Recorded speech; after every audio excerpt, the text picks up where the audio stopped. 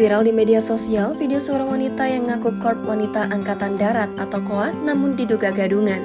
Bukan tanpa sebab, hal tersebut diduga lantaran sang wanita yang mengaku KOAT diyakini gadungan lantaran beri jawaban tak masuk akal saat ditanya hingga membuatnya dicibir netizen, dilansir dari akun Instagram @terang_media pada Sabtu 14 Oktober.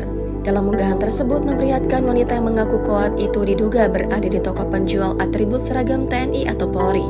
Saat itu, sang perekam kemudian mempertanyakan pendidikan wanita yang mengaku KOAT itu sebagai TNI. Ya ngambil itu Yodawastu Pramukanya di mana, Mbak? Yodawastu Pramuka? Enggak, ngambilnya di mana pendidikannya? Pendidikannya di Ambon. Di Ambon. Jadi Di Kompi A. KOAT atau sipil? Sipil. PNS-nya berarti ya? PNS Angkatan Darat. Tak sampai di situ saja, kecurigaan sang perekam semakin menjadi saat mendengar jawaban wanita tersebut tak sesuai dengan yang seharusnya. Di bawahnya apa itu PNS Angkatan Darat? Sipil biasa, pekerja. Enggak, di bawahnya naungan apa dia? Sipil itu di bawah naungan Angkatan Darat, TNI AD atau di bawahnya siapa? Di bawah naungan staf. Staf. Oh, bukan Kemhan ya?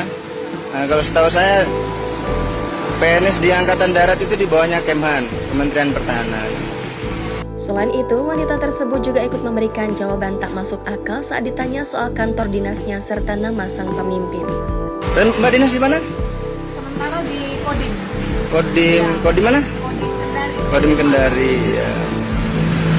Dan dimnya siapa tadi, Mbak? Tahu saya yang Pak Danrem. Oh, dan dimnya Pak Danrem. Namanya siapa Pak Danrem? kalau Pak Danrem itu saya Sejumlah netizen yang mengetahui hal tersebut sontak ramai memberikan komentar.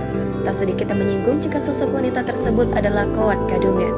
Download Tribun X sekarang, menghadirkan lokal menjadi Indonesia.